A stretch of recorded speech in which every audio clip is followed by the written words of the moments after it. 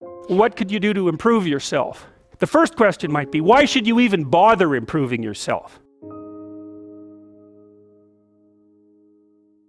And I think the answer to that is something like, so you don't suffer any more stupidly than you have to. And maybe so others don't have to either. It's something like that. You know, like there's a real injunction at the bottom of it. It's not some casual self-help doctrine. It's that if you don't organize yourself properly, you'll pay for it, and in a big way, and so will the people around you. Now, and you could say, well, I don't care about that, but that's actually not true. You actually do care about that. And so you do care about it, even if it's just that negative way, you know. It's very rare that you can find someone who's in excruciating pain who would ever say, well, it would be no better if I was out of this. It's sort of pain is one of those things that brings the idea that it would be better if it didn't exist along with it. It's incontrovertible. You get your act together so that there isn't any more stupid pain around you than necessary. Well, so then the question might be, well, how would you go about getting your act together? And the answer to that, it's something like, look around for something that bothers you and see if you can fix it. You can do this in a room. It's quite fun to do it just when you're sitting in a room, like a room, maybe your bedroom. You can sit there and just sort of meditate on it and think, okay, if I wanted to spend 10 minutes making this room better, what would I have to do? And you have to ask yourself that, right? It's not a command, it's like a genuine question.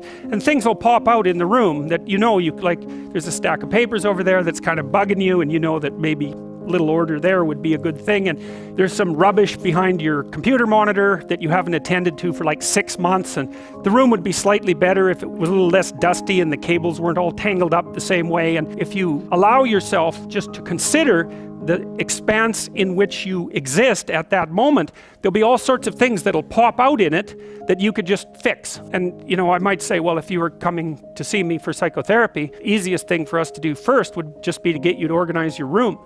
You think, well, is that psychotherapy? And the answer is, well, it depends on how you conceive the limits of your being. And I would say, start where you can start.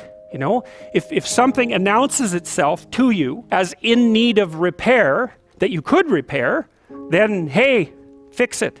You fix 100 things like that, your life will be a lot different. Now, I often tell people too, fix the things you repeat every day, because people tend to think of those as trivial. You get up, you brush your teeth, you have your breakfast, you know, you have your routines that you go through every day. Well, those probably constitute 50% of your life. And people think, well, they're mundane, I don't need to pay attention to them. It's like, no, that's exactly wrong. The things you do every day, those are the most important things you do. Hands down. All you have to do is do the arithmetic. You figure it out right away. 100 adjustments to your broader domain of being, and there's a lot less rubbish around and a lot fewer traps for you to step into. Once you've got your mind and your emotions together, and once you're acting that out, then you can extend what you're willing to consider yourself and start fixing up the things that are part of your broader extent. Now, sometimes you don't know how to do that. So you might say, imagine you're walking down Bloor Street and there's this guy who's like alcoholic and schizophrenic and has been on the streets for 10 years. He sort of stumbles towards you and, you know, incoherently mutters something. That's a problem. And it would be good if you could fix it, but you haven't got a clue about how to fix that. You just walk around that and go find something that you could fix, because if you muck about in that, not only is it unlikely that you'll help that person, it's very likely that you'll get hurt yourself. So, you know, just because while you're experiencing things announce themselves as in need of repair doesn't mean that it's you right then and there that should repair them. You have to have some humility. You know, you don't walk up to a helicopter that isn't working and just start tinkering away with it. You have to stay within your domain of competence. But most of the time, if people look at their lives, it's a very interesting thing to do. I like the idea of the room, because you can do that at the drop of a hat. You know, you go back to where you live and sit down and think, okay, I'm going to make this place better for half an hour. What should I do? And you have to ask, and things will just pop up like mad. And it's partly because your mind is a very strange thing. As soon as you give it a name, a genuine aim, it'll reconfigure the world in keeping with that aim. That's actually how you see to begin with.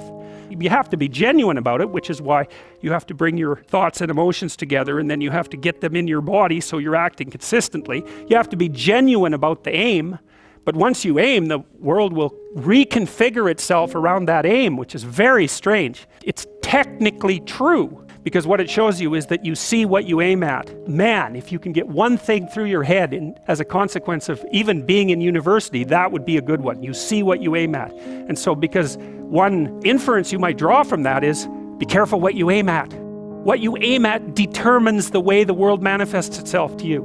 And so if the world is manifesting itself in a very negative way, one thing to ask is, are you aiming at the right thing? Now, I'm not trying to reduce everybody's problems to an improper aim. People get cut off at the knees for all sorts of reasons. They get sick, they have accidents. There's a random element to being, that's for sure. And so you don't want to take anything, even that particular phrase, too far. You want to bind it with the fact that random things do happen to people. But it's still a great thing to ask.